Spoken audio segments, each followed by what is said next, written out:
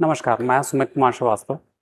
Delhi IAS के e learning platform में आपको मुख्य परीक्षा के जो सवाल अभी वर्तमान मुख्य परीक्षा में आए थे उनके ऊपर आपके साथ चर्चा करूंगा। तो हमारा एक स्पेशल सीरीज़ है जिसमें जो मुख्य परीक्षा है उसके सवालों पर हम लोग स्टूडेंट के साथ चर्चा कर रहे हैं। इससे आपको ये समझ में आएगा कि मुख्य परीक्षा में आपको सवाल कैसे हल करने थे, कैसे उनको अटैम्प्ट करना था, जो कि एक बहुत इंपॉर्टेंट चीज़ है।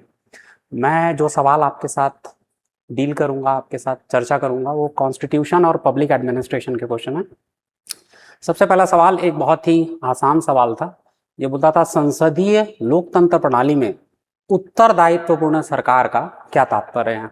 इंग्लिश में what the mean by responsible government in parliamentary form of democracy.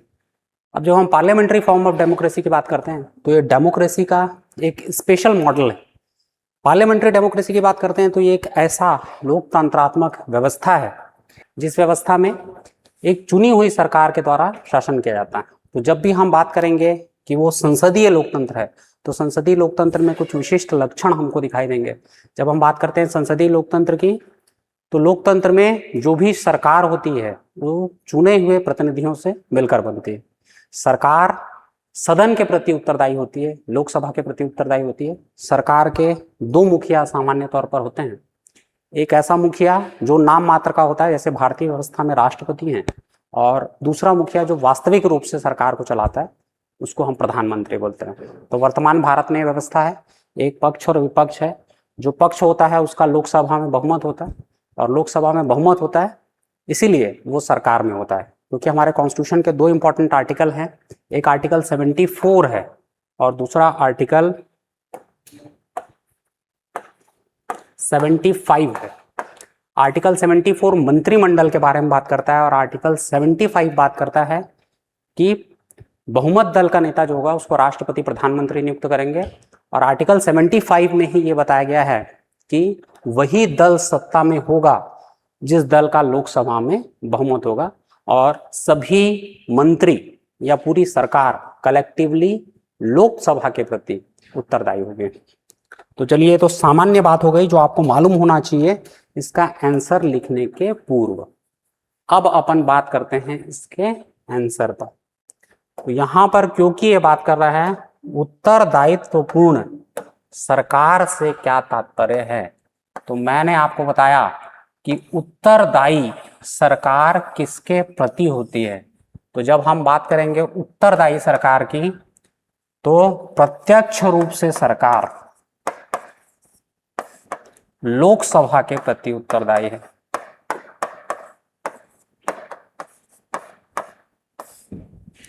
परंतु लोकसभा लोकप्रिय सदन है जो जनता के चुने हुए प्रतिनिधियों से मिलकर बनता है। तो मैं कह सकता हूं कि सरकार अप्रत्यक्ष रूप से जनता के प्रति उत्तरदायी है। तो आपको बताना था कि जब हम उत्तरदायी सरकार की बात करते हैं तो भारतीय संविधान का आर्टिकल 75 स्पष्ट करता है कि भारत में बहुमत दल का शासन होगा और सरकार के सभी मंत्री या पूरी सरकार लोकसभा के प्रति उत्तरदायी होगी। और अप्रत्यक्ष रूप से अगर बात की जाए तो सरकार जनता के चुने हुए प्रतिनिधियों के प्रति या जनता के प्रति उत्तरदायी सरकार होगी। तो जब भी हम उत्तरदायित्वपूर्ण सरकार की बात करते हैं तो ये ऐसी सरकार की बात की जा रही है जो अप्रत्यक्ष रूप से जनता के प्रति और प्रत्यक्ष रूप से लोकसभा के प्रति उत्तरदायी है। सरकार को अपने हर कार्य, हर कृत्य के लिए लोकसभा में जवाब देना पड़ता है। जो विपक्षी दल होते हैं वो सरकार से सवाल पूछते हैं, और यहाँ पर न केवल विपक्षी दल बल्कि पक्ष के भी कई सांसद उपस्थित होते हैं जो जनता के प्रति प्रत्यक्ष रूप से उत्तरदायी होते हैं। यानी जनता अपने सांसदों से सवाल पूछती है और वो सांसद लोकसभा में सरकार से सवाल पूछते हैं। तो जब भी हम बात करें एक उत्तरदायित्वपूर्ण सरकार की तो ऐसी सरकार की बात की जा रही है जो अप्रत्यक्ष रूप से जनता के प्रति और प्रत्यक्ष रूप से लोकसभा के प्रति उत्तरदायी सरकार। चलिए, तो इस सवाल का उत्तर शायद आप समझ गए होंगे और आसानी से लिख लेंगे। अब हम दूसरे सवाल पर चर्चा करेंगे। तो हमारा दूसरा सवाल था प्रशासन पर नियंत्रण की कतिपय नवीन प्रवृत्तियों को सूचीबद्ध कीजिए। देखिए, ये कन्वेंशनल क्वेश्चन नहीं है, क्योंकि यहाँ पर नवीन प्रवृत्तियों की बात की जा रही है, तो सवाल थोड़ा सा बदल जाता है। नवीन प्रवृत्तियों की अगर मैं बात करूं तो वर्तमान में सरकार पर किस प्रकार का नियंत्रण रखा जा रहा है, तो अगर मैं बात करूं कि हमने सरकार पर नियंत्रण के कौन कौन से माध्यम पढ़े हैं, तो सरकार पर नियंत्रण के 3 माध्यम मैंने आपको क्लास में बताए थे। एक माध्यम होता है कि कार्यपालिका के माध्यम से सरकार पर नियंत्रण, दूसरा माध्यम होता है विधायिका के माध्यम से सरकार पर नियंत्रण, और तीसरा माध्यम होता है न्यायपालिका के माध्यम से सरकार पर नियंत्रण। ये तीनों ही संस्थाएं सरकार से सवाल करती हैं, तीनों ही संस्थाएं सरकार की गतिविधियों को नियंत्रित करती हैं। परंतु क्योंकि ये सवाल नवीन प्रवृत्तियों की बात कर रहा है, तो ये सवाल थोड़ा सा बदल जाता है। वर्तमान में कई सारी ऐसी नवीन प्रवृत्तियां सामने आ रही हैं जिसमें जनता सरकार के कार्यों को नियंत्रित करती है, या जनता प्रशासन के ऊपर नियंत्रण रखती है। तो जनता प्रशासन के ऊपर नियंत्रण कैसे रखेगी? तो एक आपने पढ़ा होगा e governance,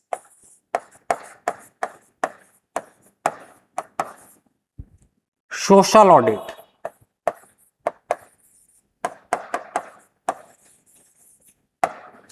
RTI, right to information act 2005। इसके अलावा आप जानते होंगे सिटीजन चार्टर,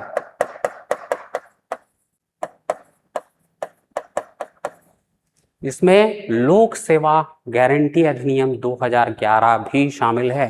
छत्तीसगढ़ सरकार ने लोक सेवा गारंटी अधिनियम 2011 के माध्यम से कई सारी लोक सेवाओं को गारंटी की श्रेणी में रखा है, यानी इन लोक सेवाओं को प्रदान करने के लिए सरकार बाध्य है।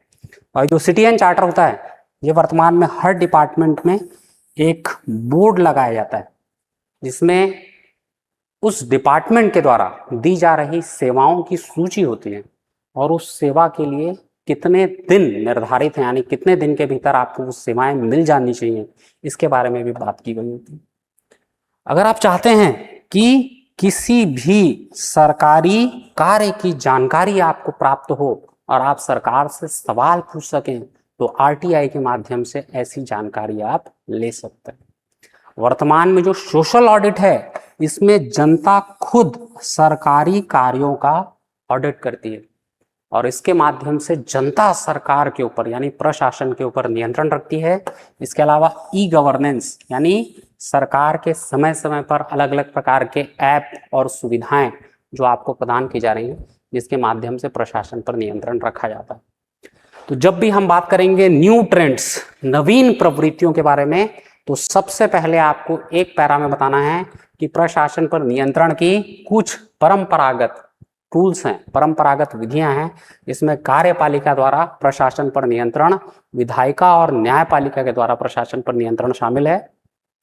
उसके बाद आपको पैरा चेंज करना है और बताना है कि वर्तमान नवीन प्रवृत्तियों में कई ऐसी प्रवृत्तियां सामने आ रही हैं जिसमें प्रशासन पर सीधा जनता के द्वारा नियंत्रण रखा जा रहा है, जिसके माध्यम टूल्स हैं ई गवर्नेंस, सोशल ऑडिट, आरटीआई और सिटीजन चार्टर। तो बहुत ही आसान सवाल था, थोड़ा सवाल पढ़ना था और उसको समझना था, और उसके पश्चात आपको इसका उत्तर लिखना था। अगला सवाल, लोक प्रशासन कला है या विज्ञान? तो ये एक यक्ष प्रश्न है। आपने लोक प्रशासन जब पढ़ना चालू किया होगा, उस समय आपने इस सवाल का जवाब किताबों में देखा होगा। जब हम बात करें कला की, तो कला एक आर्ट, एक ऐसा कार्य है जिसको आप प्रैक्टिस के द्वारा सीख सकते हैं और उसमें बहुत ज्यादा पारंगत बन सकते हैं। कला में किसी प्रकार की भविष्यवाणी संभव नहीं होती कि अगर आप इस प्रकार से सचिन तेंदुलकर अगर क्रिकेट खेल रहे हैं, तो क्रिकेट खेलना उनके लिए कला है। अब उन्होंने क्रिकेट खेलने के कुछ नियम बनाए कि सचिन तेंदुलकर इस प्रकार से किसी बैट्समैन को डील करें, इस प्रकार से किसी बॉलर को डील करेंगे, अगर बाउंसर बॉल होगी तो ऐसा खेलेंगे। परंतु जरूरी नहीं है कि वो वैसा खेलें तो उसका वही रिजल्ट हर बार उनके सामने हो सकता है कि उसी प्रकार से एक बॉल को वो पहले खेल रहे हों तो उसमें 6 रन मारे हों, और दूसरी बार जब उस बॉल को खेल रहे हों तो उस बॉल पे आउट हो गए हों।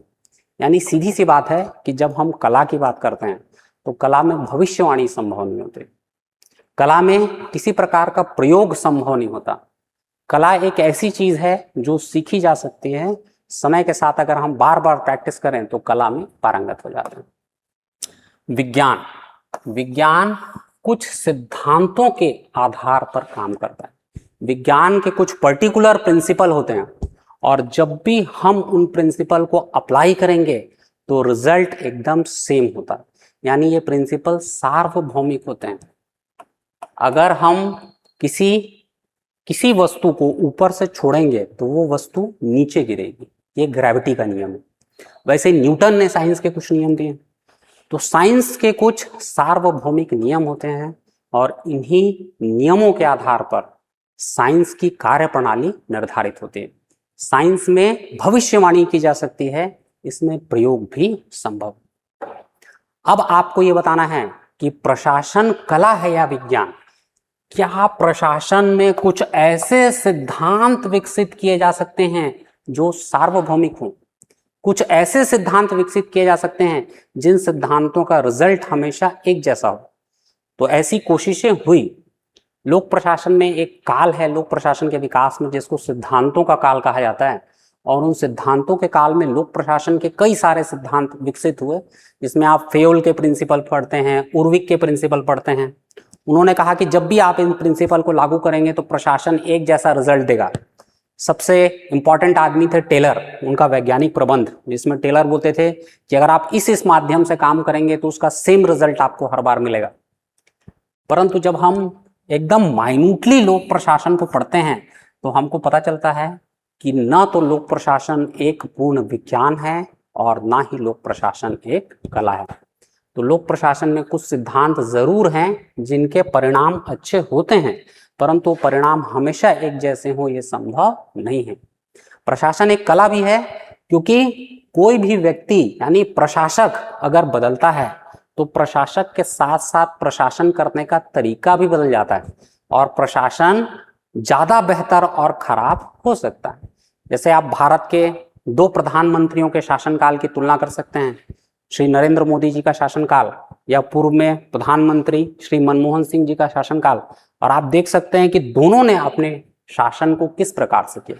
तो दोनों के शासन करने का तरीका अलग था और वो उनके व्यक्तित्व से प्रभावित था। यानी लोक प्रशासन के किसी न किसी एक पॉइंट पर जाकर हमको कला के जैसा भी दिखाई देता है, क्योंकि जो व्यक्ति जितना सक्षम है उसके अनुसार प्रशासन अपना व्यवहार बदल देता है। तो लोक प्रशासन कला भी है और लोक प्रशासन विज्ञान भी है। तो सामान्य शब्दों में अगर कहा जाए तो लोक प्रशासन एक सामाजिक विज्ञान है जो कला और विज्ञान दोनों की तरह व्यवहार करता है।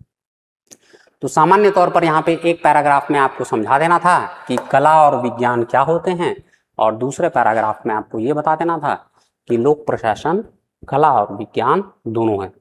अगर सामान्य शब्दों में लोक प्रशासन को एक सामान्य विज्ञान कह दिया जाए तो ये गलत नहीं हो। तो ये एक सिंपल सा क्वेश्चन था, सिंपल सा उसका उत्तर था। अब अगला जो क्वेश्चन है वो एकदम सरल क्वेश्चन है। ये आपसे मांग कर रहा था कि जो अभिप्रेरण है उसके कुछ सिद्धांतों के बारे में आप बता दीजिए। तो अभिप्रेरण के सिद्धांतों की जब मैं बात करूं तो कुछ लोगों को आप बहुत बेहतर तरीके से जानते हैं, जिसमें एक है Abraham Maslow,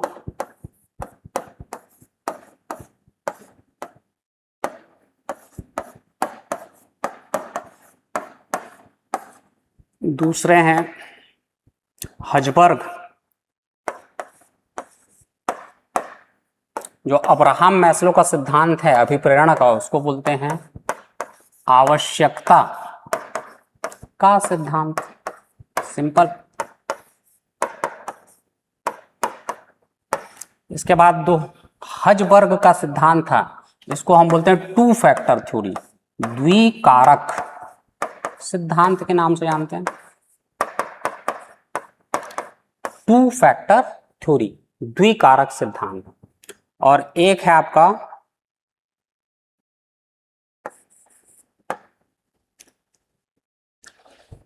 x Y theory,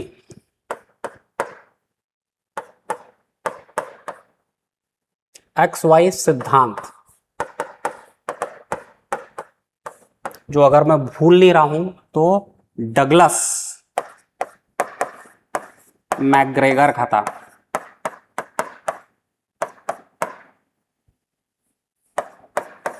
Douglas McGregor का एक्स वाई सिद्धांत। तो अभिप्रेरण क्या है? किसी भी काम को करने की प्रेरणा ही एक प्रकार से अभिप्रेरण है, कि आप किसी भी काम को किस एक कारक से प्रेरित होकर करते हैं। इसके अलावा एक मैकक्लीलैंड का सिद्धांत भी है, जो मैं भूल रहा था, नीड फॉर अचीवमेंट, मैकक्लीलैंड के आवश्यकता सिद्धांत। एक और चार ले लेता हूं मैं मैकक्लीलैंड को।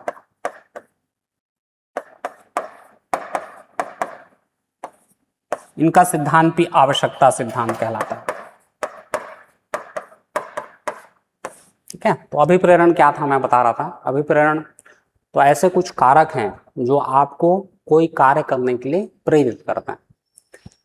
अब ये सब अलग अलग जो व्यक्ति थे, अब्राहम मैस्लो हो, हजबर्ग हो, डगलस मैकग्रेगर हो, इन्होंने केवल उन फैक्टर्स की पहचान की कि कौन से ऐसे फैक्टर हैं जो आपको कोई कार्य करने के लिए प्रेरित करते हैं। यानी अगर कोई व्यक्ति एक प्रशासक है तो कौन कौन से ऐसे फैक्टर हैं जो उस प्रशासक को प्रेरित करेंगे किसी काम को करने के लिए। देखिए, अब्राहम मैस्लो ने एक आवश्यकता का सोपान बताया था, एक हायरार्की ऑफ नीड। उन्होंने ऐसे नीड की एक हायरार्की बना दी थी और बताया था कि कौन कौन से कारक कब एक व्यक्ति को प्रभावित करते हैं।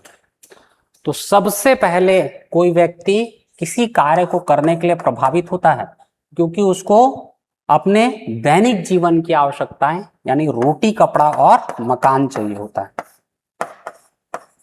रोटी, कपड़ा, मकान। तो अगर आप सबसे पहले किसी कारक से प्रभावित होंगे कि आपको कोई काम क्यों करना चाहिए, तो आपको काम इसलिए करना चाहिए क्योंकि आप अपनी दैनिक जीवन की आवश्यकताओं को पूरा करना चाहते हैं। रोटी, कपड़ा और मकान। जब आपको रोटी, कपड़ा, मकान मिल जाएगा, मैस्लो कहते थे, उसके बाद आपको चाहिए होगा सुरक्षा। यानी अब आपको एक घर चाहिए होगा, आपको सुरक्षा की जरूरत होगी। तो अब आप अपने लिए घर खरीदेंगे, एक बेहतर जगह पर रहेंगे। तो रोटी, कपड़ा, मकान के बाद सुरक्षा, और सुरक्षा के बाद आता है सामाजिक आवश्यकता।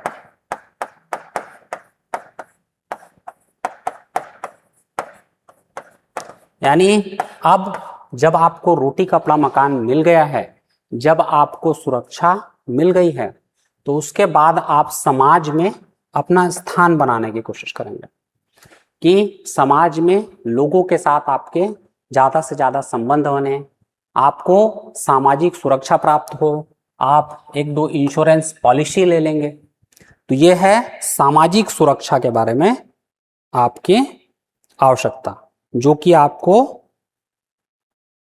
मोटिवेट करती है कुछ चीज प्राप्त करने के लिए। सामाजिक आवश्यकताओं के बाद आता है सम्मान। तो अब आपको समाज में सम्मान की जरूरत है। आप अच्छे काम करेंगे, एनजीओ बनाएंगे, लोगों को प्रभावित करने की कोशिश करेंगे, सम्मान अर्जित करेंगे। और उसके बाद आत्म शांति। जब आप ये सब कुछ कर लेंगे, तब आप किसी भी फैक्टर से सीधे तौर पर प्रेरित नहीं होंगे, बल्कि आप खुद अपने अंदर उन फैक्टर्स की खोज करेंगे जो आपको प्रेरित करें। जैसे जीवन के अंतिम चरणों में राजा जो है वो मोक्ष प्राप्ति के लिए वनों में चले जाया करते थे। तो ये अलग अलग फैक्टर्स हैं जो अलग अलग समय में एक व्यक्ति को प्रभावित करते हैं। तो एक व्यक्ति सबसे पहले प्रभावित होता है अपनी बेसिक नीड से, रोटी कपड़ा और मकान। जब मिल जाता है तो उसको सुरक्षा चाहिए होती है। जब सुरक्षा मिल जाता है तो उसकी सामाजिक आवश्यकताएं, सामाजिक आवश्यकताओं के बाद समाज में सम्मान, और सम्मान के बाद आपकी आत्म शांति के लिए जो चीजें आवश्यक हैं वो आपको प्रेरित करते हैं। तो ये थ्योरी दी थी किसने? Abraham Maslow. अब्राहम मैस्लो के अलावा एक और व्यक्ति थे हजबर्ग, जिनका सिद्धांत टू फैक्टर थ्योरी यानी द्विकारक सिद्धांत कहलाता है। हजबर्ग ने बोला कि दो प्रकार के कारक किसी व्यक्ति को प्रभावित करते हैं, एक स्वास्थ्य और दूसरा प्रेरक। तो उन्होंने बोला कि दो प्रकार के कारक हैं, एक स्वास्थ्य और दूसरा प्रेरक कारक। उन्होंने बोला कि कोई व्यक्ति अगर किसी भी संस्था में कार्य कर रहा है तो सबसे पहले उसको संस्था में ऐसा इन्वायरमेंट चाहिए जो इन्वायरमेंट उसको संतुष्ट करे, यानी उसको लगे कि हाँ मैं इस संस्था में कार्य कर सकता हूं। और दूसरे प्रेरक कारक जो उसको प्रेरित करते हैं आगे बढ़ने के लिए। तो केवल संतुष्ट होना पर्याप्त नहीं है, जब वो व्यक्ति संतुष्ट हो जाएगा यानी इसके हाइजीन के फैक्टर्स पूरे हो जाएंगे, तब वो मोटिवेशन के फैक्टर की ओर जाएगा। यानी अब वो ये सोचेगा कि मैं संस्था के लिए क्या बेहतर कर सकता हूं, मैं अपने काम को कितने बेहतर तरीके से कर सकता हूं और कितने बेहतर परिणाम उसके दे सकता हूं। अगर किसी व्यक्ति के संदर्भ में ये जो स्वास्थ्य कारक है, हाइजीन फैक्टर है, ये पूरा नहीं हो रहा है तो वो काम छोड़ देगा, क्योंकि वो काम से संतुष्ट ही नहीं है। तो सबसे पहले वर्क एनवायरनमेंट ऐसा होना चाहिए जो उसको संतुष्टि दे और उसको लगे कि हाँ मैं इस जगह पर काम कर सकता हूं, इस जगह पर सब कुछ अच्छा है। और उसके बाद वो प्रयास करेगा कि मैं इस काम को कितना बेहतर तरीके से कर सकता हूं और कितने बेहतर परिणाम दे सकता हूं। तो ये हजबर्ग की टू फैक्टर थ्योरी थी, जिन्होंने बताया कि दो फैक्टर किसी व्यक्ति को प्रभावित करता है। इसके बाद डगलस मैकग्रेगर आ जाते हैं। डगलस मैकग्रेगर की थ्योरी थी एक्स और वाई थ्योरी। एक्स थ्योरी बोलती थी कि एक व्यक्ति आलसी होता है, अगर आप उससे काम लेना चाहते हैं तो आपको उसको दंड का भय दिखाना पड़ेगा और दंड के भय के कारण वो व्यक्ति काम करेगा। तो ये था एक्स थ्योरी। और एक वाई थ्योरी थी जिसमें ऐसा मानना था कि एक व्यक्ति कार्य करना चाहता है और उसको अच्छे कार्य करने के लिए जो फैक्टर्स होते हैं वो प्रभावित करते हैं। तो ये डगलस मैकग्रेगर की एक्स वाई थ्योरी, इसमें एक्स बोलता है कि एक व्यक्ति हमेशा आलसी होता है और उसको डंडे का डर दिखा के, दंड का डर दिखा करके उसको प्रेरित करना पड़ता है कि वो अच्छा काम करे।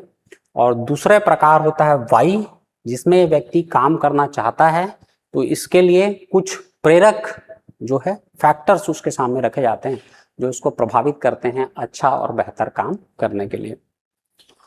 और उसके बाद मैकक्लीलैंड का एक सिद्धांत था जिसको मैकक्लीलैंड का आवश्यकता सिद्धांत कहा जाता है।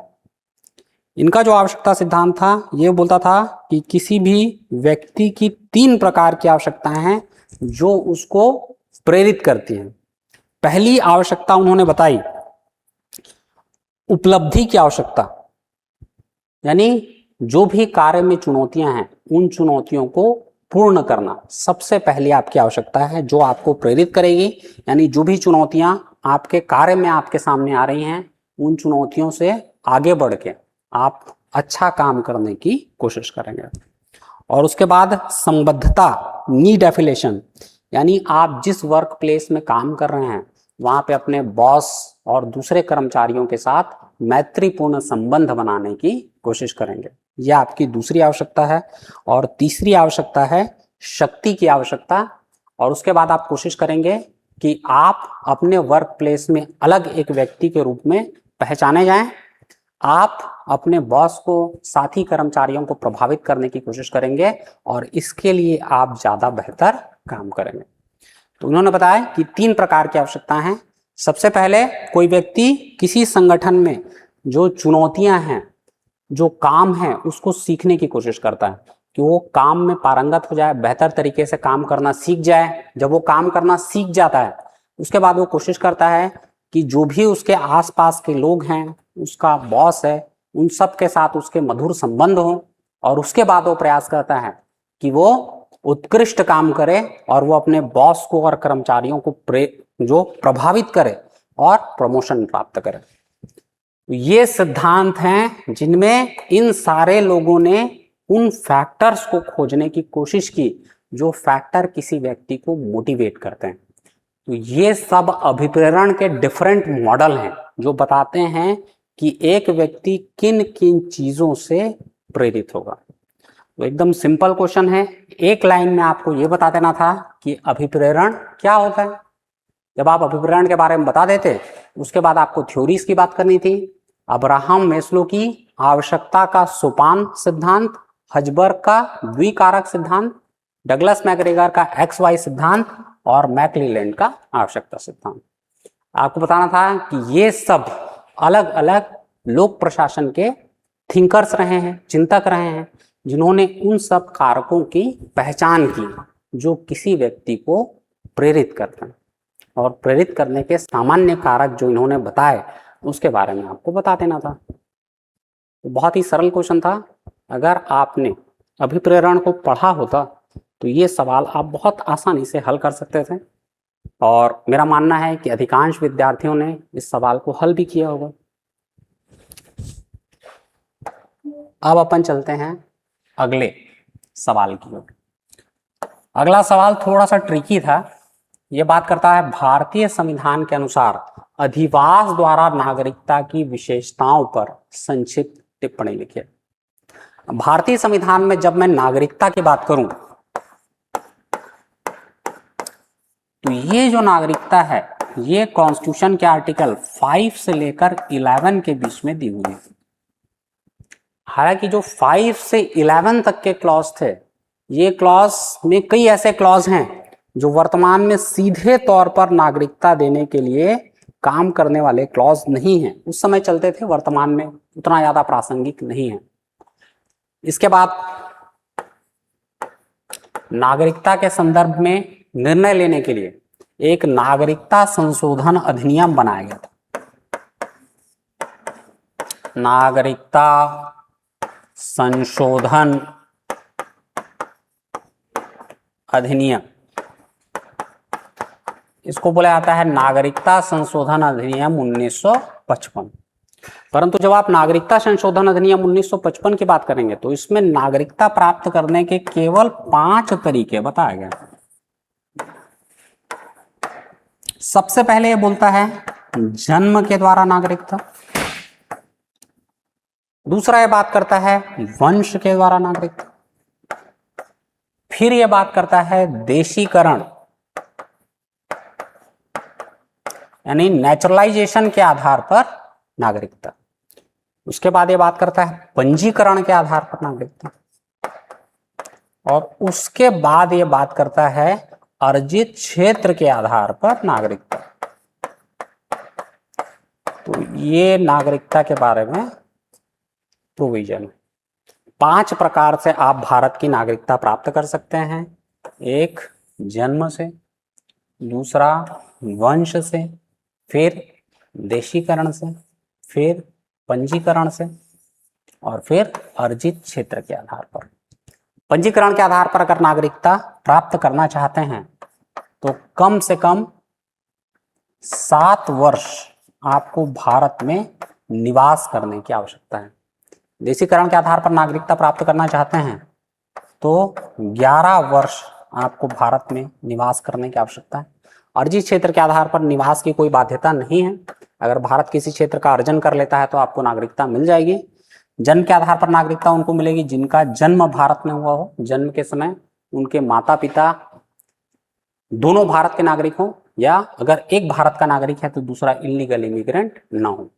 वंश के माध्यम से नागरिकता उन लोगों को दी जाती है जो भारतीय मूल के हैं, भारत के नागरिक हैं, परंतु उनकी संतान भारत के बाहर कहीं जन्म लेती है और जन्म के दौरान उसके माता पिता अगर भारत के नागरिक हैं तो वो भारत के काउंसुलेट में अपना पंजीकरण करा के नागरिकता प्राप्त कर सकता है।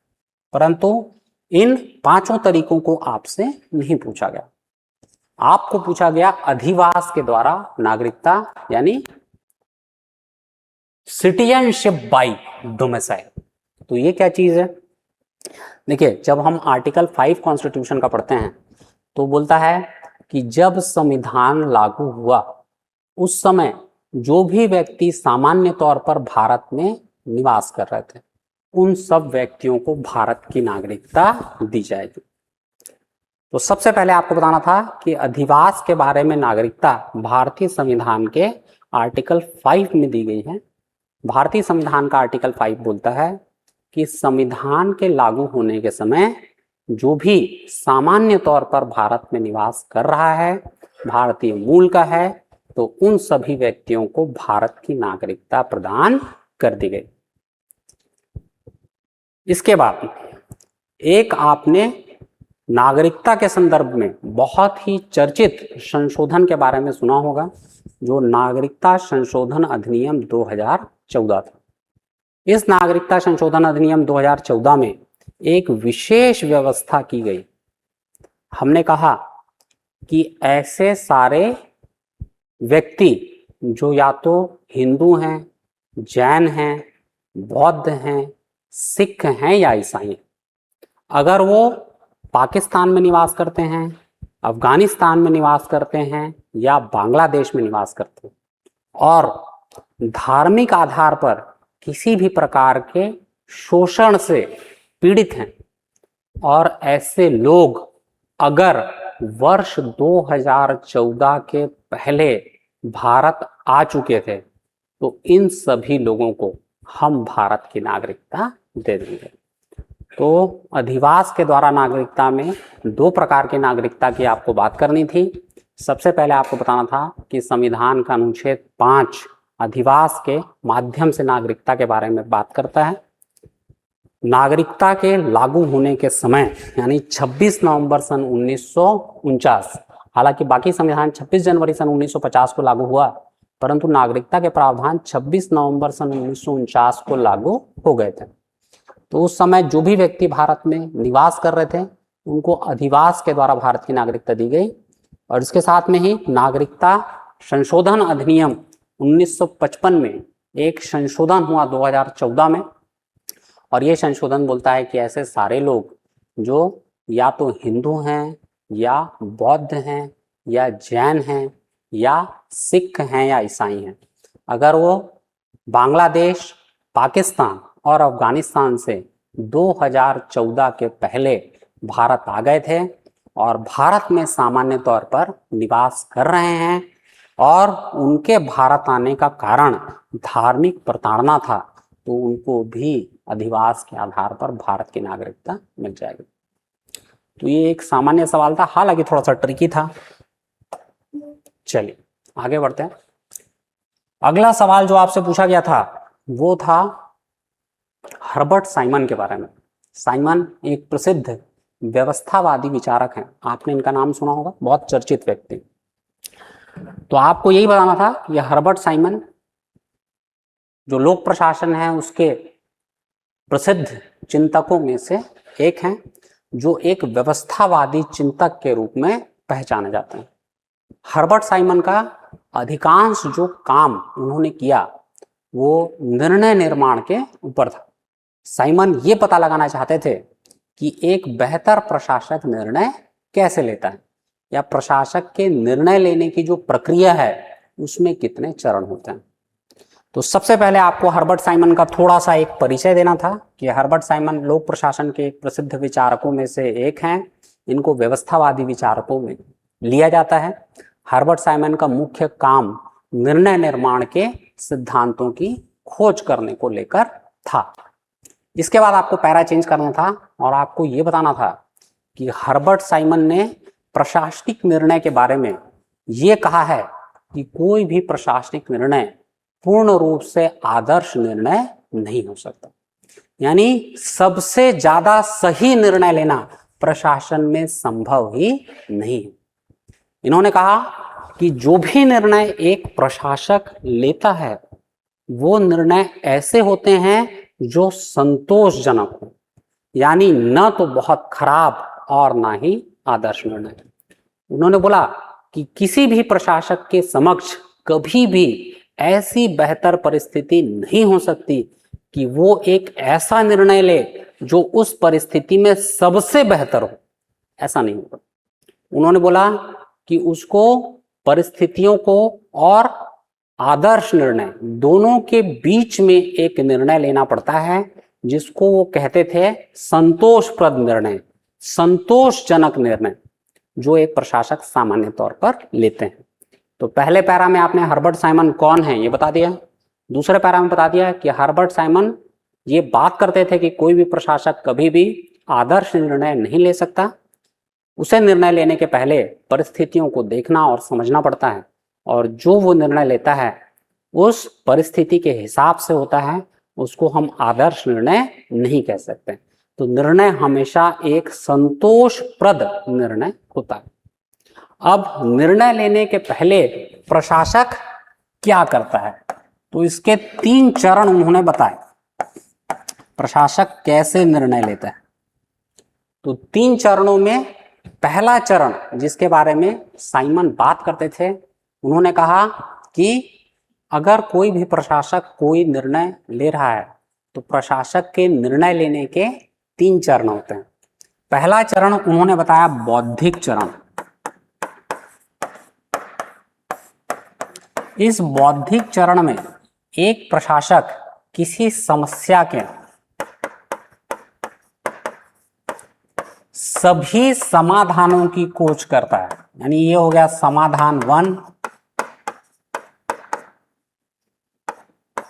फिर हो गया समाधान 2, फिर हो गया समाधान 3। तो ये हो गया कि एक समस्या के संभावित समाधान क्या हो सकते हैं। दूसरा होता है डिजाइन।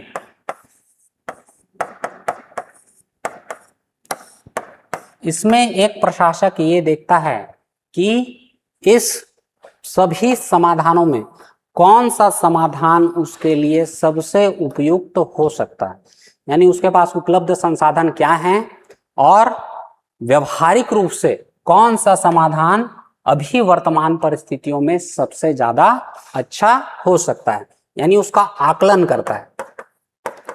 और आकलन करने के बाद अंतिम करता है चयन, यानी वो चुन लेता है कि इस समाधान को, यानी समाधान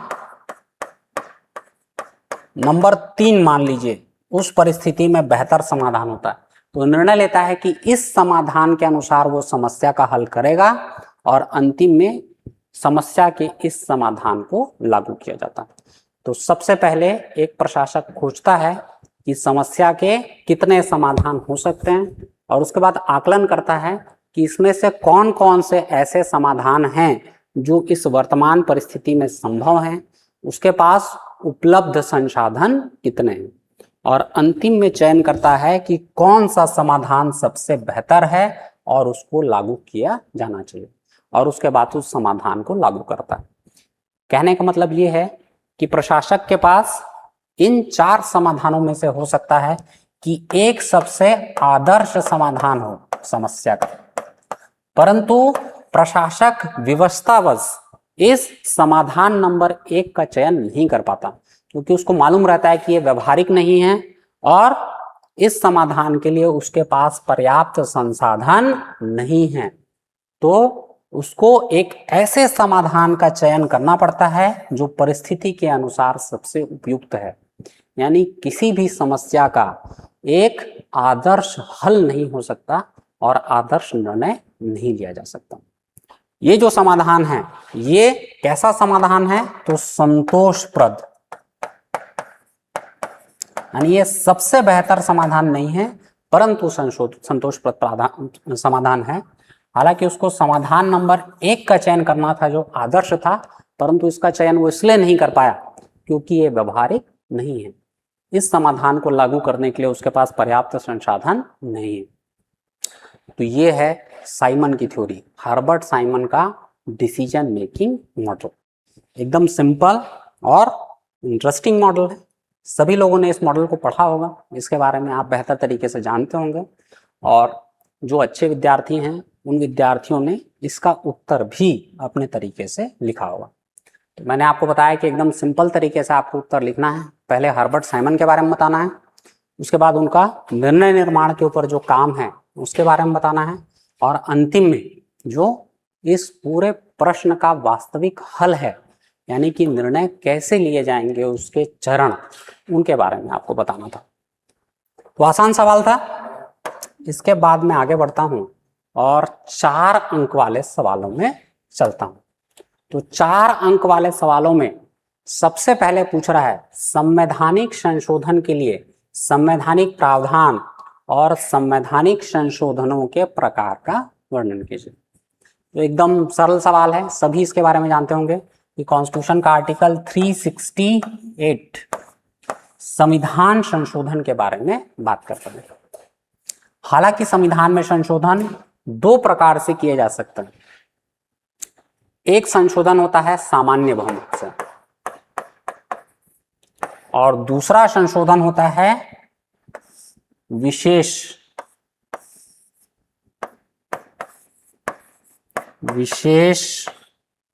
अति विशेष बहुमत से संशोधन, और एक हो गया ये सामान्य वाला। परंतु सामान्य जो संशोधन संविधान में होता है उसके बारे में आर्टिकल 368 में बात नहीं की गई। आर्टिकल 368 संविधान में 2 प्रकार के संशोधनों की बात ही करता है, एक विशेष संशोधन और दूसरा अति विशेष संशोधन। सामान्य बहुमत से संशोधन का मतलब होता है कि उपस्थित और मत देने वाले सदस्यों का बहुमत। तो संविधान के कई सारे अनुच्छेद हैं जिनको बदलने के लिए आपको केवल उपस्थित और मत देने वाले सदस्यों का बहुमत चाहिए, और बहुत आसानी से उसमें संशोधन हो जाता है। तो उसको बोलते हैं सामान्य बहुमत से संशोधन। फिर हम बात करें विशेष और अति विशेष बहुमत से संशोधन, तो इसके बारे में कॉन्स्टिट्यूशन के आर्टिकल 368 में बात की गई है।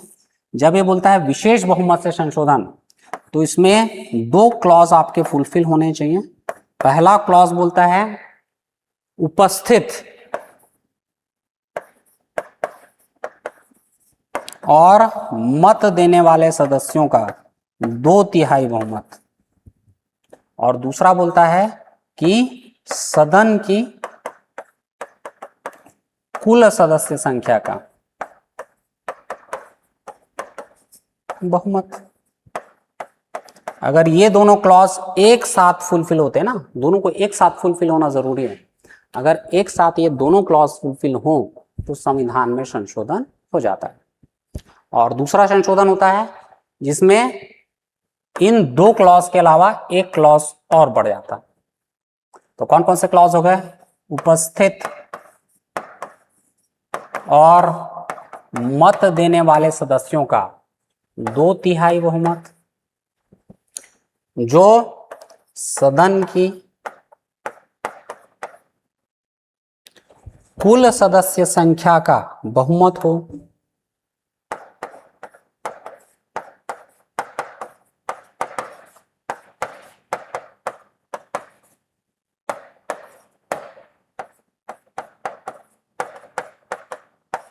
यानी 50% +1 हो। और उसके बाद एक और क्लॉज जुड़ जाता है, ये बोलता है आधे से अधिक राज्यों की सहमति।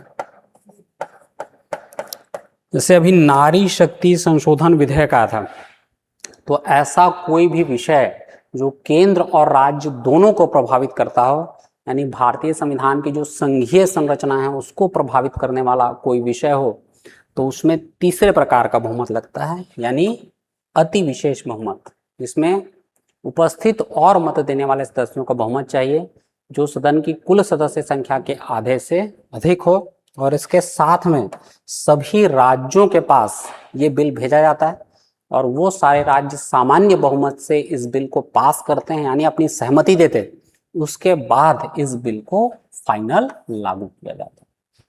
तो ये व्यवस्था हो गई संविधान में संशोधन के कितने प्रकार हैं। तो आपको बता देना था कि भारतीय संविधान एक ऐसा संविधान है जो एक प्रगतिशील संविधान है जो बदलती हुई परिस्थितियों के अनुसार स्वयं को संशोधित कर सकता है। उसके बाद आपको बताना था कि कॉन्स्टिट्यूशन का आर्टिकल 368 संविधान में 2 प्रकार के संशोधन की बात करता है। इसके अतिरिक्त संविधान में सामान्य बहुमत से भी संशोधन किए जा सकते हैं। बस इस पूरी कहानी को आपको बताना था। शायद भाग मैंने गलत बोल दिया, भाग 20 है वो संविधान संशोधन। ठीक है, तो सिंपल क्वेश्चन था, सिंपल इसका आंसर था, आपको ये आंसर लिखना था।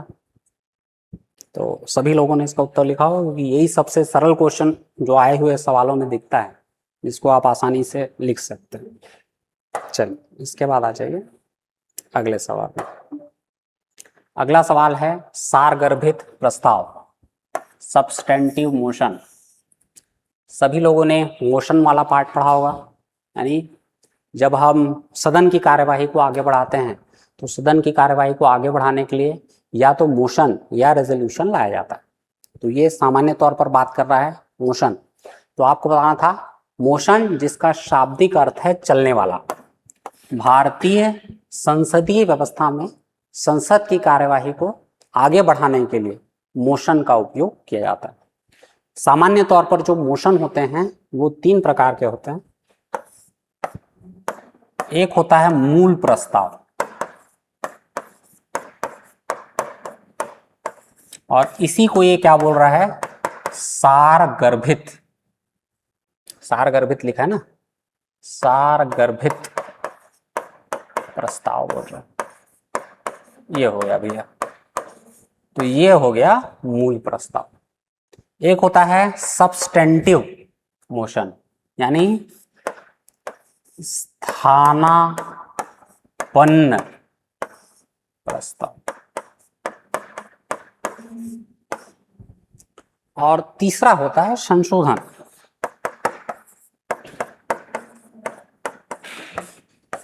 ठीक है, तो सामान्य तौर पर क्या होता है, जब भी सदन के सामने कोई प्रस्ताव रखा जाता है, चाहे वो अविश्वास प्रस्ताव हो या विशेषाधिकार हनन प्रस्ताव हो या कोई भी दूसरा प्रस्ताव, तो जिस रूप में वो सदन के सामने पहली बार रखा जाएगा वो कहलाएगा सारगर्भित या मूल प्रस्ताव। तो आपको बोलना था, आपको बताना था कि भारतीय संसदीय व्यवस्था में सदन को आगे बढ़ाने के लिए एक टूल के रूप में प्रस्तावों का उपयोग किया जाता है। सामान्य तौर पर प्रस्ताव 3 प्रकार के होते हैं, मूल प्रस्ताव, स्थानापन्न प्रस्ताव और संशोधन प्रस्ताव।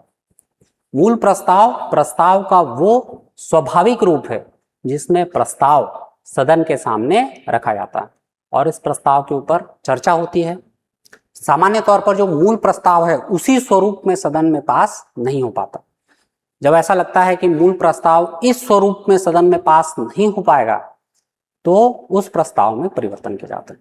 अब परिवर्तन कैसे किए जा सकते हैं, तो परिवर्तन का पहला तरीका है कि आप मूल प्रस्ताव को वापस ले लें और उसकी जगह पर एक नया प्रस्ताव रख दें, जिसको हम बोलते हैं स्थानापन्न प्रस्ताव। दूसरा तरीका है कि आप मूल प्रस्ताव की जगह एक सब्साइडरी मोशन लेकर आए। सब्साइडरी बेसिकली क्या है, यानी मूल प्रस्ताव में किसी प्रकार का कोई चेंज।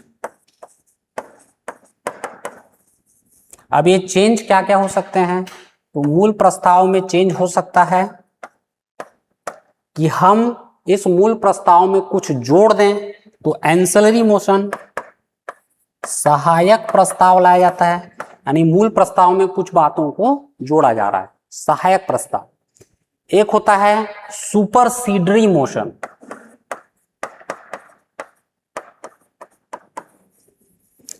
यानी मूल प्रस्ताव के किसी भाग को सुपरसीड कर दिया जाए, यानी उस भाग को ढककर उसके ऊपर कोई दूसरा प्रस्ताव लाया जाए। या फिर एक होता है अमेंडमेंट, यानी मूल प्रस्ताव में किसी प्रकार का कोई संशोधन कर दिया जाए। तो अगर आप मूल प्रस्ताव में कोई चीज जोड़ना चाहते हैं तो एंसिलरी मोशन लेकर आएंगे। मूल प्रस्ताव के किसी भाग को आप अतिव्यापित करना चाहते हैं, ढकना चाहते हैं, सुपरसाइडरी मोशन लेकर आएंगे। अगर मूल प्रस्ताव में के किसी भाग को बदलना चाहते हैं तो अमेंडमेंट मोशन लेकर आएंगे। तो आपसे इन दो मोशंस के बारे में पूछा नहीं जा रहा था, आपसे सीधा सारगर्भित या मूल प्रस्ताव के बारे में पूछा जा रहा था। आपको बताना था कि संविधान की व्यवस्था को आगे बढ़ाने के लिए प्रस्ताव लाए जाते हैं, और प्रस्ताव का जो वास्तविक स्वरूप होता है, जिसमें प्रस्ताव पहली बार सदन के सामने रखा जाता है, उसको सारगर्भित या मूल प्रस्ताव कहा जाता है। और उसके बाद आपको बाकी के प्रस्ताव के बारे में भी जानकारी दे देनी थी। सवाल बड़ा है तो ये भी आपको बता देना था कि और कौन कौन से प्रस्ताव होते हैं, और मुख्य रूप से आपको फोकस करना था सब्सटेंटिव मोशन के ऊपर। बहुत ही आसान सवाल था, बहुत ही आसान इसका जवाब भी था। आगे बढ़ते हैं। आगे संवैधानिक नैतिकता के बारे में सवाल पूछा गया है। ये बेसिकली सवाल करंट अफेयर से जुड़ा हुआ सवाल है। संवैधानिक नैतिकता क्या है? तो जब हम मोरालिटी की बात करते हैं, नैतिकता की बात करते हैं, तो ऐसा व्यवहार जो आदर्श हो, जो बेहतर हो, वह व्यवहार करना क्या कहलाता है? नैतिकता। परंतु अगर आप ऐसा व्यवहार करते हैं जिसको समाज अच्छा मानता है, तो सामाजिक नैतिकता हो जाती है ना। तो यहां पर यह बात कर रहा है संवैधानिक नैतिकता की। तो ऐसा काम करना जिसको संविधान आदर्श या नैतिक मानता है, ये संवैधानिक नैतिकता है ना। वर्तमान में ये प्रश्न इसलिए बार बार आया क्योंकि आपने देखा होगा कि कई हमारे प्रसिद्ध नेता हैं, जिन नेताओं को सजा हो गई, जेल में बंद हो गए, परंतु उनका कहना था कि हम जेल से ही सरकार चलाएंगे और इस्तीफा नहीं देंगे। हालांकि संविधान इसके बारे में स्पष्ट रूप से कुछ नहीं कहता, इसलिए कुछ ऐसे व्यक्ति हैं जिन्होंने जेल से सरकार का संचालन भी किया, परंतु ये किसी भी प्रकार से नैतिक नहीं है। अब हम बात करें संवैधानिक नैतिकता हमको मिलेगी कहाँ संविधान में? तो संविधान का जब पहला प्रियम्बल वाला पार्ट आप पढ़ेंगे ना, तो उस प्रियम्बल वाले पार्ट में सभी प्रकार के आदर्शों की बात की गई है जिनको सोचकर हमारा संविधान बनाया गया।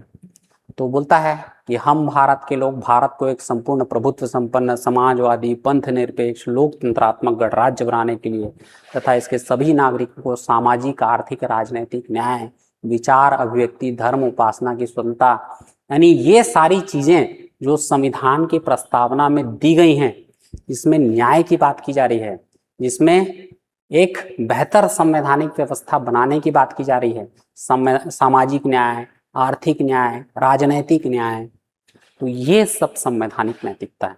यानी जब भी आप एक संवैधानिक व्यक्ति के रूप में काम कर रहे हैं, एक प्रशासक के रूप में काम कर रहे हैं, तो आपको उन सारे आदर्शों का पालन करना चाहिए, और न केवल पालन करना चाहिए बल्कि उसको आत्मसात करना चाहिए कि हमारा संविधान क्या सोचता है, हमारा संविधान क्या चाहता है, और उसके अनुसार आपका आचरण हो, तो इस आचरण को हम लोग बोलेंगे संवैधानिक रूप से नैतिक आचरण। तो सामान्य तौर पर आपको बता देना था कि संवैधानिक नैतिकता शब्द वर्तमान में चर्चा में रहा। संवैधानिक नैतिकता का अर्थ है कि संविधान के वो आदर्श जो संविधान निर्माताओं ने संविधान में डाले हैं, उन आदर्शों का पालन करते हुए अपनी राजनैतिक और प्रशासनिक व्यवस्था को चलाना ही संवैधानिक नैतिकता है। जब हम भारतीय संविधान में संवैधानिक नैतिकता की बात करें, तो भारतीय संविधान की प्रस्तावना हमें एक ऐसी प्रशासनिक व्यवस्था के निर्माण की ओर अग्रसर करती है जिसमें हम भारत में निवास करने वाले हर व्यक्ति की स्वतंत्रता, उसके लिए न्याय सुनिश्चित करें। तो हर प्रशासक को किसी भी प्रकार का निर्णय लेने के पहले ये सोचना जरूरी है कि संविधान नैतिक रूप से उससे क्या चाहता है, और उस सोच के साथ ही उसको आचरण करना है। हमारी व्यवस्था, हमारा संविधान कभी भी ये कल्पना नहीं करता कि एक व्यक्ति जो भ्रष्टाचारी हो, एक व्यक्ति जिस पर किसी प्रकार का कोई आरोप हो, एक व्यक्ति जिसकी कोई जिम्मेदारी हो, जैसे कि पेपर लीक का मुद्दा। अब पेपर लीक के मुद्दे में अगर मिनिस्टर साहब ये कहते हैं कि ये जो पेपर लीक हुआ, इस पेपर लीक में सीधे तौर पर मेरा कोई इन्वॉल्वमेंट नहीं था, ये व्यवस्था की कमी है, तो ये संवैधानिक नैतिकता के विपरीत है। अगर हम बोलें कि ये पूरी व्यवस्था किसके अधीन काम कर रही थी? मंत्री जी के अधीन। कौन इस पूरी व्यवस्था के लिए लोकसभा या जनता के प्रति उत्तरदायी है? मंत्री जी। तो नैतिक रूप से उनको इसका उत्तरदायित्व लेना पड़ेगा। तो यही है संवैधानिक नैतिकता, जो बोलती है संविधान जिसे सबसे बेहतर मानता है, अच्छा मानता है, उस प्रकार का आचरण आपको करना चाहिए। तो ये सवाल इसलिए पूछा गया था क्योंकि अभी संवैधानिक नैतिकता के कई विषय बार बार खड़े हुए और बार बार न्यायालय ने अपने निर्णयों में संवैधानिक नैतिकता जैसे शब्द का प्रयोग किया, और इसीलिए आपसे पूछ लिया गया था यहाँ पे कि संवैधानिक नैतिकता वास्तव में क्या होती है। तो आसान सवाल था, आसान सा इसका उत्तर था, केवल समझना था आपको सवाल को, उत्तर आप दे सकते थे। अब एक बहुत ही सरल सवाल आपसे पूछा गया था कि भारतीय संवैधानिक व्यवस्था में जो न्यायाधीश हैं उनको पद से हटाने के लिए किस प्रक्रिया का पालन किया जाता है। अब न्यायाधीशों को पद से हटाने के लिए, क्योंकि ये बात नहीं कर रहा ना कि कौन से न्यायाधीश की बात कर रहा है, क्या ये सर्वोच्च न्यायालय के न्यायाधीश की बात कर रहा है या उच्च न्यायालय के न्यायाधीश की बात कर रहा है, तो क्योंकि लिखा हुआ नहीं है इसलिए दोनों प्रकार के न्यायाधीशों के बारे में आपको बता देना था। तो आपको बताना था कि भारतीय व्यवस्था में सर्वोच्च न्यायालय के न्यायाधीशों को पद से हटाने की प्रक्रिया 1 to 4 के सब क्लॉज 4 और 5 में है, जबकि हमारे हाई कोर्ट के न्यायाधीशों को पद से हटाने के लिए व्यवस्था 217 और 218 में। 218 बोलता है कि हमको हाई कोर्ट के न्यायाधीशों को पद से हटाने के लिए उसी प्रक्रिया का पालन करना है जो 1 to 4 सब क्लॉज 4 और 5 में दी गई है, यानी जिस प्रकार से सर्वोच्च न्यायालय के न्यायाधीशों को उनके पद से हटाया जाता है। तो क्या प्रक्रिया है? एकदम सामान्य प्रक्रिया। तो अगर किसी सर्वोच्च न्यायालय के न्यायाधीश को पद से हटाना है तो सबसे पहले उसके ऊपर एक आरोप लगेगा, और आरोप कदाचार का होगा, यानी किसी भी न्यायाधीश को उसके पद से किस आधार पर हटाया जा सकता है?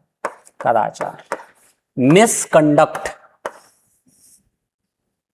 अगर हमारी व्यवस्था में हमारी संसद को लगता है कि किसी व्यक्ति ने किसी प्रकार का कोई कदाचार किया है, किसी न्यायाधीश ने किसी प्रकार का कोई कदाचार किया है, तो उसको पद से हटाने की जो प्रस्ताव, या प्रस्ताव नहीं बोलूंगा, संकल्प है वो बेसिकली, संकल्प कहाँ लाया जा सकता है? तो ऐसा संकल्प हमारा जो लेजिस्लेचर है, विधायिका है, उसके दोनों सदन, लोकसभा और राज्यसभा,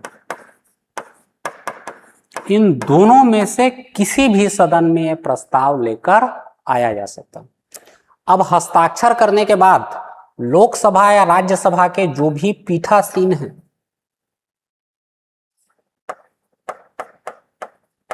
अगर मैं लोकसभा की बात करूं तो स्पीकर होते हैं, राज्यसभा की बात करूं तो राज्यसभा के चेयरमैन होते हैं।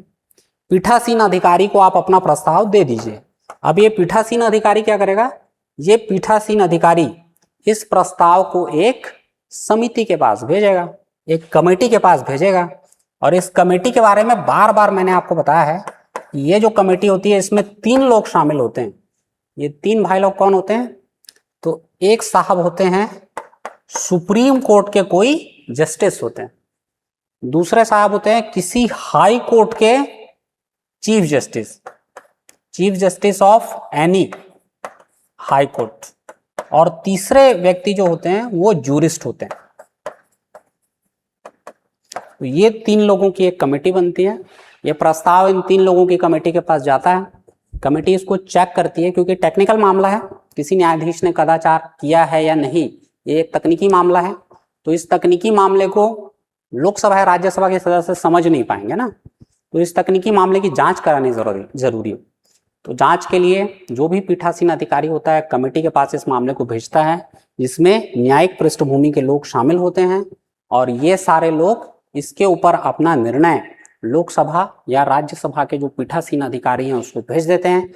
अगर उनके निर्णय में ऐसा कुछ होता है कि पॉजिटिवली इस व्यक्ति ने किसी प्रकार का कोई कदाचार किया है, तो उसके ऊपर एक पद से हटाने की प्रक्रिया, इम्पीचमेंट लाइक प्रोसेस चालू हो जाता है। और इस इम्पीचमेंट लाइक प्रोसेस में दोनों सदनों में विशेष बहुमत से इस संकल्प को पारित किया जाना आवश्यक है।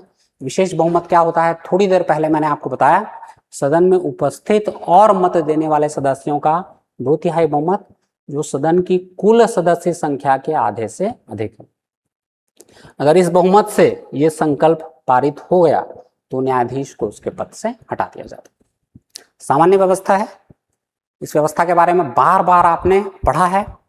हालांकि ये जो संकल्प न्यायाधीशों को पद से हटाने के लिए लाया जाता है, इम्पीचमेंट लाइक प्रोसेस, ये प्रोसेस कभी भी भारतीय संवैधानिक व्यवस्था में पूरा नहीं हो पाया, क्योंकि जिस भी न्यायाधीश के विरुद्ध ऐसा कोई संकल्प आया है उसने इसके पूरा होने के पहले ही अपने पद से त्यागपत्र दे दिया।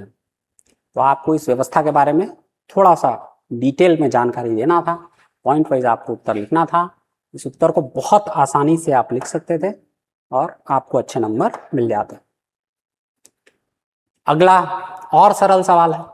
ये सवाल बोल रहा है, भारतीय संविधान के अनुच्छेद 21 को न्यायपालिका ने एक नया आयाम प्रदान किया है, इसकी व्याख्या कीजिए। सिंपल, जब आप 21 को पढ़ते हैं तो 21 की भाषा है कि किसी भी व्यक्ति को उसके प्राण एवं दैहिक स्वतंत्रता के अधिकार से विधि द्वारा स्थापित प्रक्रिया यानी प्रोसेस इस्टेब्लिश बाय लॉ से ही डिप्रीव वंचित किया जाएगा, अन्यथा नहीं। तो भारतीय जो संविधान है उसमें जो व्यवस्था जिसको मान्यता दी गई थी वो क्या था, प्रोसेस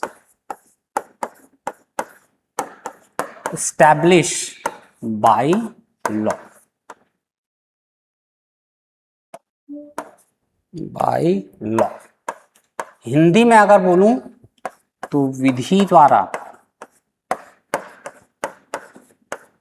स्थापित प्रक्रिया बोलता था। और लंबे समय तक इस व्यवस्था को भारतीय जो न्यायिक प्रणाली है उसमें मान्यता दी जाती रही, परंतु कई बार न्यायपालिका के सामने कुछ ऐसे विषय आ गए जिसमें न्यायपालिका को ऐसा लगने लगा कि विधि द्वारा स्थापित प्रक्रिया हमेशा सही नहीं होती। विधि द्वारा स्थापित प्रक्रिया का मतलब होता है कि अगर हमारे संविधान ने किसी प्रकार का कोई कानून बनाने का अधिकार विधायिका को दिया है तो विधायिका ही कानून बनाएगी और न्यायपालिका का काम केवल विधायिका द्वारा बनाए गए कानून को लागू करना होगा। न्यायपालिका इस कानून में किसी भी प्रकार का संशोधन नहीं कर सकती, इस कानून की जांच नहीं कर सकती। ये बोलता था प्रोसेस एस्टैब्लिश बाय लॉ। परंतु समय के साथ एक प्रसिद्ध केस हमारे सामने आया जिसको हम बोलते हैं मेनका गांधी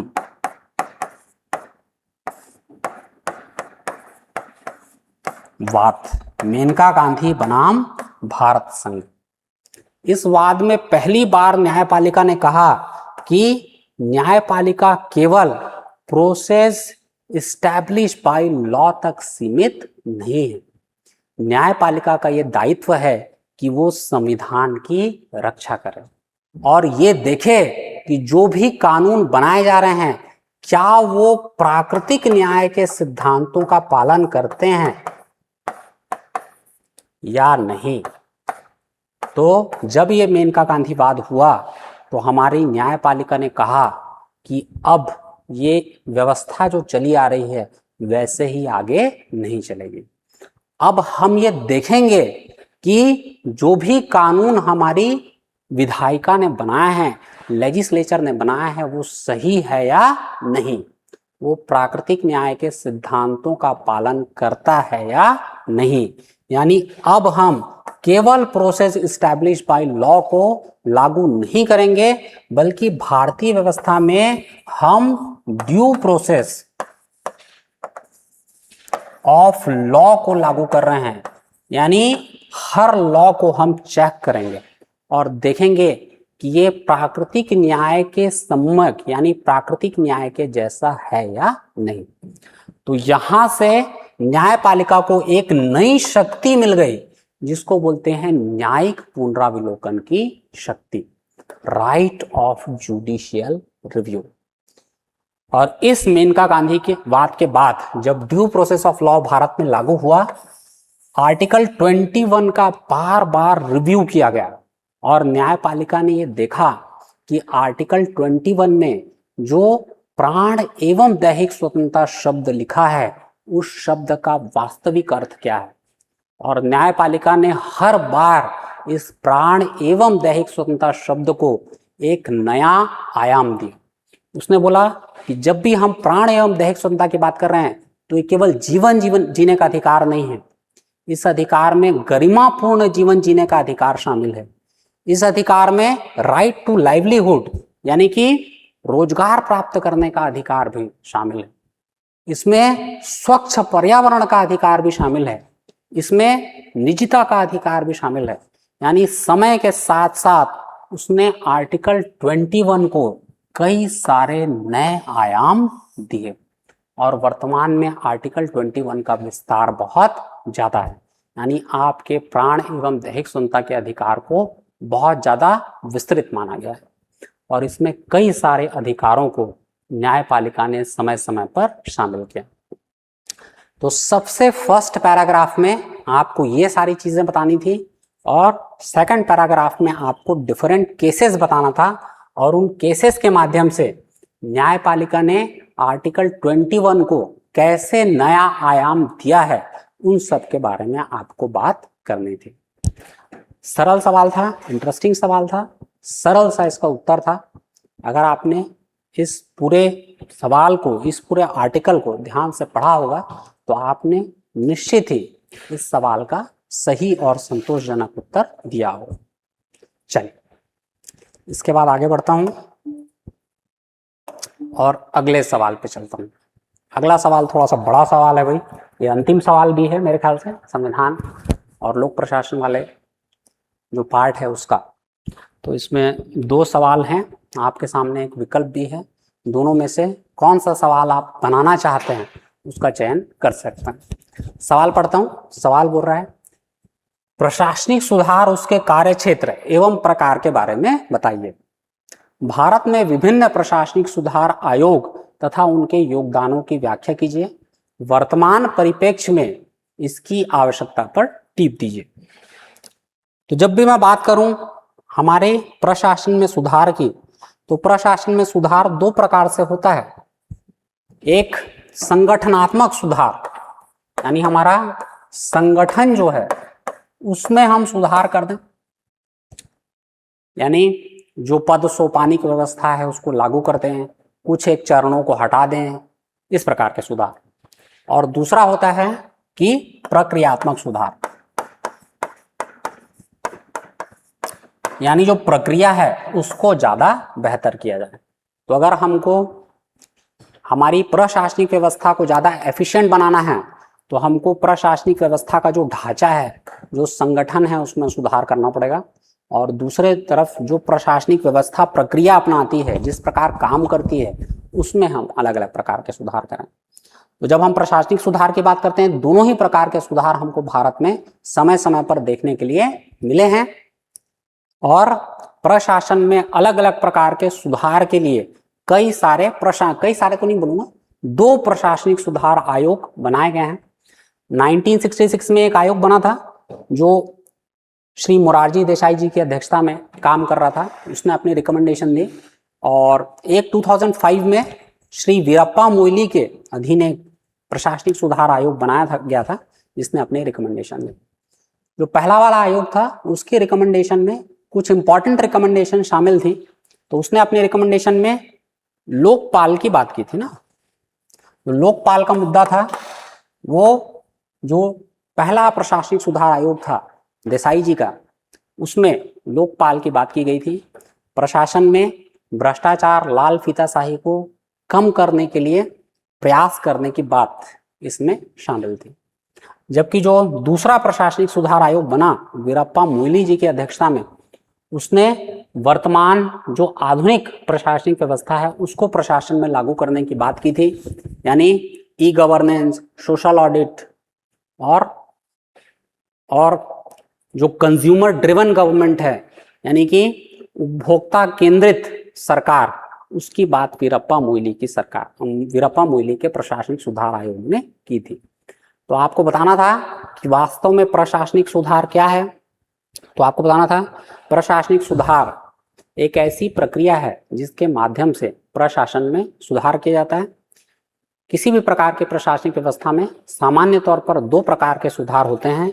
एक प्रशासनिक संगठन को ज्यादा मजबूत, ज्यादा बेहतर बनाने वाला सुधार, जिसको हम संगठनात्मक सुधार बोलते हैं, और दूसरा जो प्रशासनिक प्रक्रिया है उसमें सुधार, पूरी हमारी कानून व्यवस्था है उसको ज्यादा बेहतर बनाना, नए कानून बनाना, अच्छे कानून बनाना और प्रशासन में नवीन तकनीकों का उपयोग करना, जिसके माध्यम से हम प्रशासन को ज्यादा बेहतर बना सकें। आपने new public administration, new public management के बारे में पढ़ा होगा। तो जब आप न्यू पब्लिक मैनेजमेंट को पढ़ेंगे तो उसमें सामान्य तौर पर वो सारे सुधार दिए गए हैं जो वर्तमान में हम प्रशासनिक व्यवस्था में करना चाहते हैं, यानी consumer driven government, e governance, ये सारे सुधार वर्तमान में हम प्रशासन में कर रहे हैं और ये सब प्रशासनिक सुधार के चरण हैं। और आपको ये भी बता देना था कि वर्तमान में प्रशासनिक सुधार के लिए दो प्रशासनिक सुधार आयोग भारत में बने हैं। एक 1966 में मोरारजी देसाई की अध्यक्षता में और दूसरा 2005 में वीरप्पा मोइली जी की अध्यक्षता में, और इन दोनों के रिकमेंडेशन आपको इसमें लिख देना था। सिंपल। तो बहुत ही आसान सरल सवाल था, पहली बार नहीं पूछा गया है, इसके पहले भी कई बार ये सवाल परीक्षा में पूछा जा चुका है। तो अगर पुराने सवालों को भी आपने हल किया होगा तो ये सवाल आपसे टकराया होगा और इसका उत्तर आपने देख लिया होगा और लिख करके भी आया होगा। अब दूसरा सवाल ले लेता हूं। दूसरा सवाल क्या है भाई? विधि का शासन, उसकी आवश्यकताएं एवं भारतीय संविधान के अधीन विधि का शासन एवं अपवादों के बारे में विस्तार से चर्चा कीजिए। ये और सरल सवाल है। ये बात कर रहा है विधि का शासन की, रूल ऑफ लॉ की। तो रूल ऑफ लॉ को जो प्रोपाउंड करने वाले थे, जिन्होंने रूल ऑफ लॉ दिया, वो एक महोदय थे जिनका नाम था A.V. डाइसी। डाइसी साहब आते थे ब्रिटेन से और डाइसी साहब ने रूल ऑफ लॉ के प्रिंसिपल को दिया था। इन्होंने बोला था जब भी हम बात करें रूल ऑफ लॉ की तो उस देश की व्यवस्था को माना जाएगा कि रूल ऑफ लॉ के अनुसार चल रही है, जिसमें 3 प्रमुख लक्षण पाए जाते हैं। पहला लक्षण उन्होंने बोला था कि सरकार कैसी होगी, तो किसी भी प्रकार की मनमानी, पूर्ण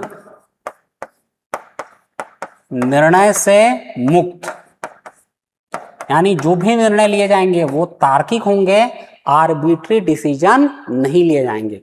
नो आर्बिट्री डिसीजंस। सारे के सारे डिसीजन, सारे के सारे कानून, सारी की सारी व्यवस्था जो उस देश में होगी वो कैसी होगी? तार्किक होगी, ना कि आर्बिट्री, ना कि मनमानी। उसके बाद उन्होंने दूसरा कहा था कि सभी व्यक्ति कानून की दृष्टि में समान होंगे,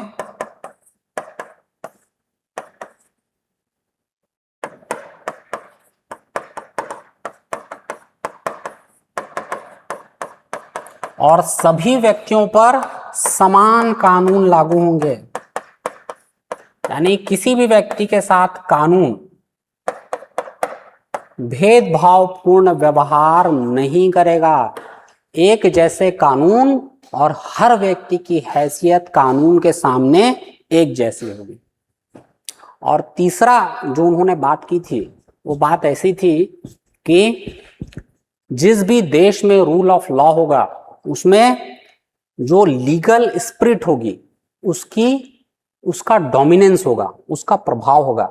तो प्रोडोमिनेंस ऑफ लीगल स्पिरिट, यानी जो आपकी विधि की स्पिरिट है, विधि की भावना है, उस भावना को जिस देश में महत्व दिया जाता होगा वहां पर रूल ऑफ लॉ लागू है।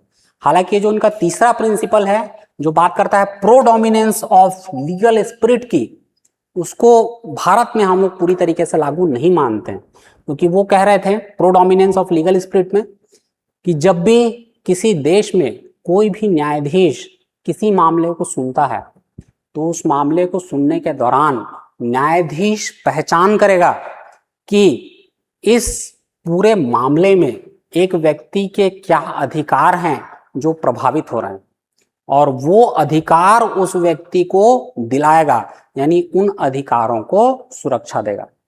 यानी सीधे से कहने का मतलब है कि जो भी अधिकार एक व्यक्ति के होंगे वो किसी भी पॉलिटिकल डॉक्यूमेंट में लिखित रूप से नहीं होंगे।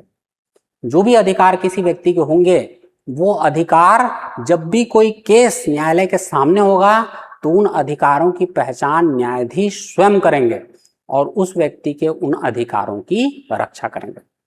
तो ब्रिटेन का जो संविधान है वो लिखित नहीं है। ब्रिटेन में एक व्यक्ति के अधिकारों को परिभाषित नहीं किया गया है। अधिकार तब परिभाषित होते हैं जब कोई मामला न्यायालय के सामने जाता है, परंतु भारतीय व्यवस्था में अधिकार लिखित हैं।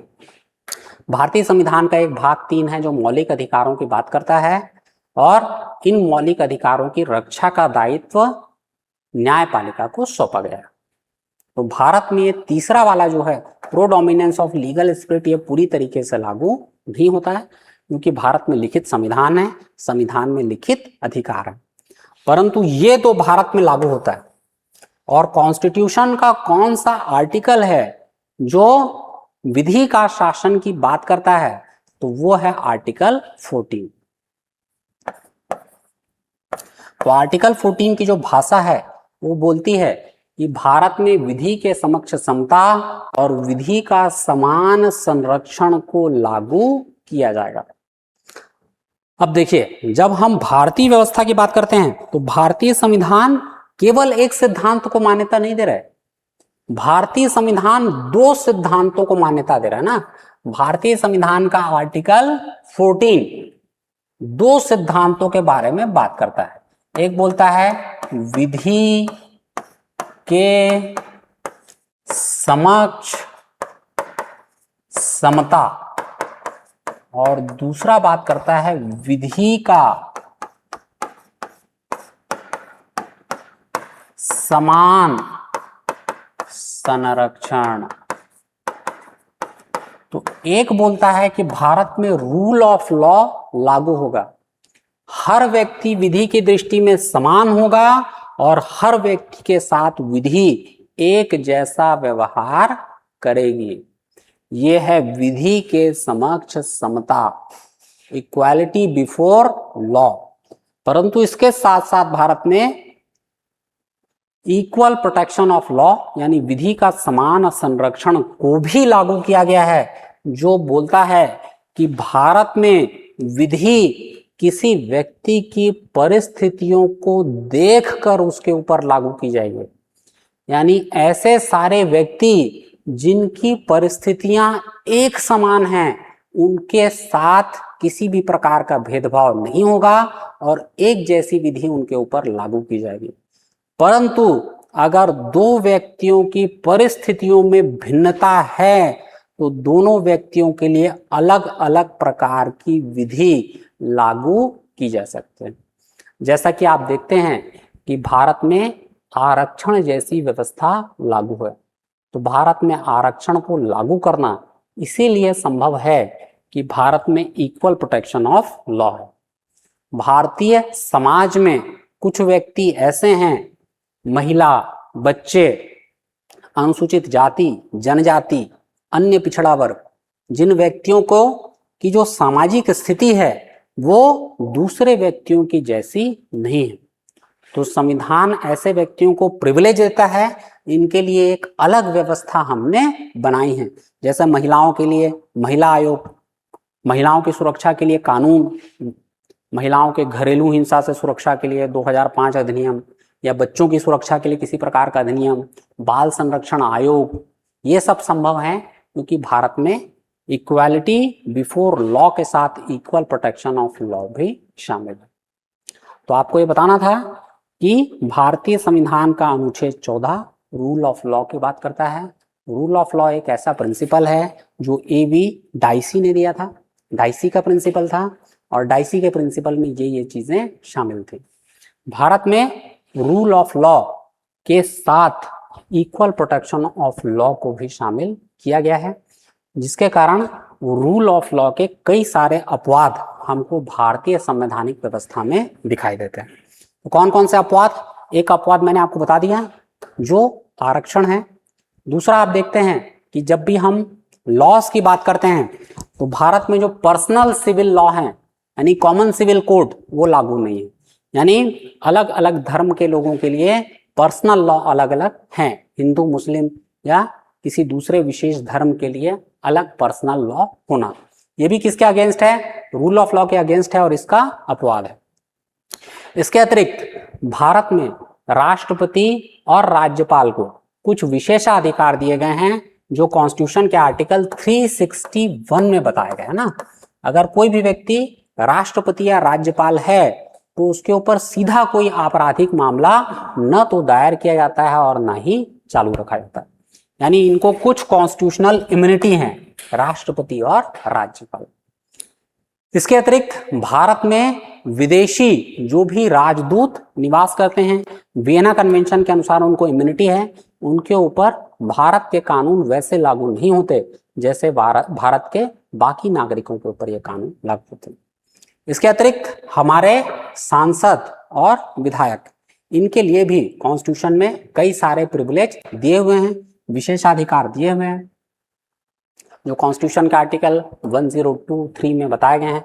इसमें स्पष्ट किया गया है, 105 में विशेषाधिकार है, 105 में बताया गया है, स्पष्ट किया गया है कि संविधान में बोली गई किसी भी बात के लिए ये भारत के किसी भी न्यायालय के प्रति उत्तरदायी नहीं होंगे।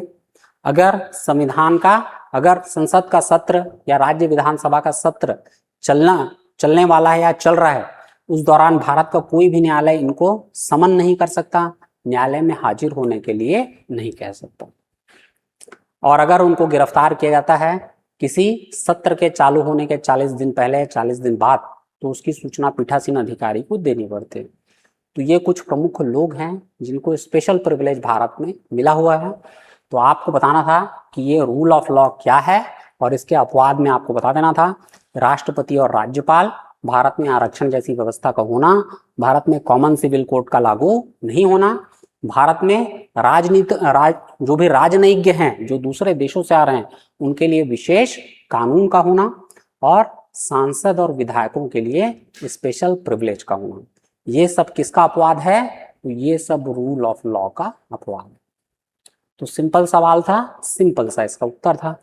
मेरे ख्याल से यही अंतिम सवाल था, यही सवाल आपके इस 2026 के पेपर में आए हुए थे। तो हमने उन सारे सवालों के ऊपर चर्चा कर ली जो संविधान और लोक प्रशासन वाले भाग से पूछे गए थे। अगर ऐसा कोई भी सवाल जिसका उत्तर मैंने एक्सप्लेन करने की कोशिश की और आपको समझ में नहीं आया हो, तो उसके लिए आप नीचे कमेंट बॉक्स में कमेंट कर सकते हैं। हमारी जो टीम है वो उसके बारे में मुझे जानकारी देगी और आपका जो भी कमेंट होगा उसका उत्तर देने की मैं कोशिश करूँगा। तो इसके साथ आज का सेशन हम लोग यहाँ खत्म करते हैं। बहुत बहुत धन्यवाद।